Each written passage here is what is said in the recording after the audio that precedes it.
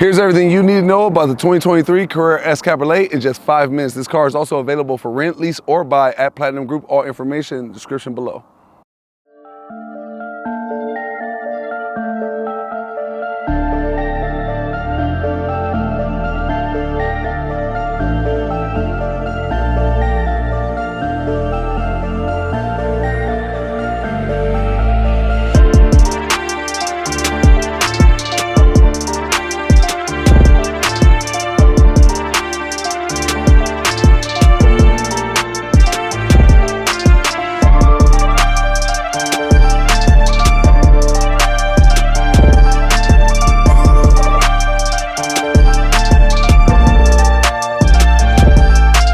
Coming in at 3,500 pounds, Helen from Stuttgart, Germany.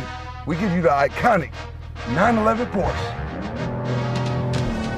Whoa, whoa! Now let me relax, because I have to be serious when I tell y'all this. Whether the top is up or down, the sound system is amazing. I believe this is the Bose package. Now, if you get the standard one that comes with the car, I've heard it's not that great, but I don't know personally. But this Bose sound system is the premium edition with this one, and it'll knock your socks off along with your toupee and your lace front and your wig if you got one, baby. Now let's get back to it. Speaking of horsepower, we have a twin turbo flat six rear engine producing 443 horsepower and 390 pound-feet of torque, giving you a 0 to 60 in just 3.7 seconds and a top speed of 190 miles an hour, which is very impressive for Porsche's rear-wheel drive, comfort, and touring version of the 911. And unlike most cars that have a push start-stop button on the right, you actually have this one on the left that never leaves, and you just turn it like so. Now, when you walk up to the car, the door handles pop out to greet you. Now, I'm no rocket scientist, but that has to help with aerodynamics. Now, y'all all know I do not like soft top drop tops, but instead I actually prefer hard top drop tops. But today I'm gonna have to make an exception. The way this red is bouncing off that Arctic gray paint job along with that bloody red interior, good job, Platinum. And speaking of red, I absolutely love this red circle around that tachometer along with that digital dash. The main differences to be able to tell between the 7th generation and the current 8th generation is these rear tail lights, along with these butterfly headlights. Now I'm in Sport Plus mode right now, and I'm banging through these gears and around these corners. And even though you can feel that horsepower and torque, the real magic is happening in that PDK transmission as you feel it banging through them gears. And if you don't know what PDK stands for, Porsche Dual Clutch.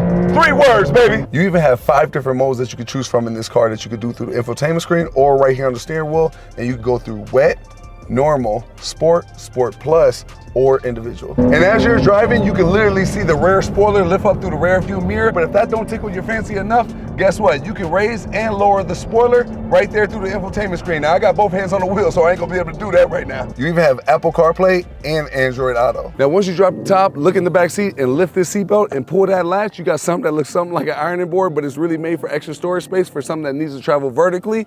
But if you wanna get in the back, you pull this latch, lift up the seat, and for somebody that's my height of 6'10", here's how I fit in the back, but that's what this seat pushed up to its highest magnitude. And we also have hanger hooks on the back of both seats. Woo, this joint is nasty though. We have a staggered setup with a 21-inch rim and a 305 tire in the rear. And in the front, we have a 20-inch wrapped up snug fit in a 245. Porsche even went as far as to install a phone placement holder right here in the armrest, because there's absolutely nowhere else in this entire car to place your phone while driving other than your pocket. At about 30, almost 40 miles an hour, put the top back up and say, you know what, I don't want to be seen no more. Let me put the toupee back on.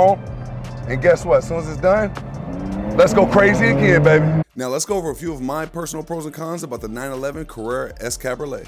My first pro is gonna have to be when you swipe your hand across the front Porsche logo, the hood pops open. Next up is gonna be the passenger seat cup holder hidden within the dash. You can even adjust the passenger seat settings while in the driver's seat without having to reach over to do it manually. You can even control your ambient light percentages, where exactly you want the lights and colors within the infotainment screen. Now, my cons are, there's absolutely nowhere in this entire car to store your phone other than the center armrest. The backup camera is beyond terrible for the price tag. When listening to music, there's only a skip forward button on the steering wheel and not a skip back button. So in order to skip back, you have to go through the infotainment screen or on the center console, which is very annoying. And last but not least, it doesn't have rear-ended steering, which I believe will help with the handling. Now, even though my pros are tied with the cons, I'm still going to say this is worth the buy, but it's all going to come down to preference in the end. Either you're a Porsche person or you're not. And that's everything I think you need to know about the 2023 Carrera S Cabriolet in just 5 minutes.